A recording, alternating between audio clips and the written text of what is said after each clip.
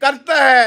اور آپ نے دیکھا ہوگا جو مزدور مزدوری کرتے ہیں بیچارے، اور گھر میں ان کے پاس، اللہ کی قسم میں نے خود دیکھا ہے، گھر میں ان کے گھی اور آٹا نہیں، اور بیچارے محنت کرنے کے لیے آتے ہیں، اور وہ ہم نے مزدور لگائے تھے نا، تو تب پتہ چلا مجھے، تو وہ نا بیچارے کہتے ہیں آج آٹا لے کے جانا ہے، گھی لے کے جانا ہے، آج جو ہے نا کل کی دیہڑی بھی ہمیں دے دیں۔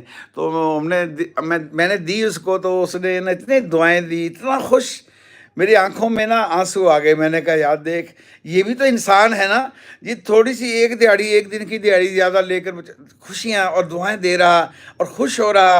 اور انسان ایک وہ ہے جس کو اللہ نے وہ لینڈ کروزر گاڑیاں، فارچونر گاڑیاں دی ہیں، اور وہ اس سے پوچھو کیا حال ہے، وہ پتہ کیا کہتا ہے؟ یار کام ہی کوئی نہیں ہے، مر گئے ہیں، بڑے پریشان ہیں۔ گھر میں بھی اولاد بھی پریشان کر دیتی ہے، بیویاں پریشان کر دیتی ہیں، حالات آتے ہیں۔ تو دین چھوڑنے کی وجہ سے دنیا میں پریشانیاں ہیں۔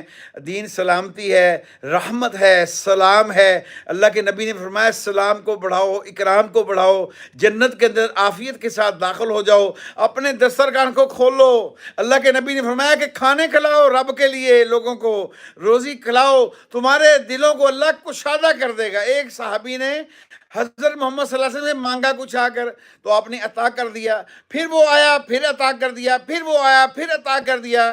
پھر آپ نے فرمایا کہ جو اللہ سے غنا مانگتا ہے اللہ اس کو غنی بنا دیتا ہے، جو اللہ سے مانگنے کا راستہ کھولتا ہے اللہ اس کے لیے اس کے اوپر فقر کا راستہ کھول دیتا ہے۔ اللہ ہمیں توفیق عطا فرمائے۔ اللہ کے نبی نے واضح طور پر ہمیں مجھے حکم دیا ہے، تمہارا جوتی کا تسمہ بھی ٹوٹ جائے وہ بھی رب سے مانگنا۔ اور یہ نمک کتنی چھوٹی چیز ہے، بخاری مسلم میں یہ حدیث ہے، جب نمک تمہارے گھر سے ختم ہو جائے تو وہ نمک بھی اللہ سے مانگنا، کسی کو بتانا نہیں، اللہ کی شکایت نہ لگانا۔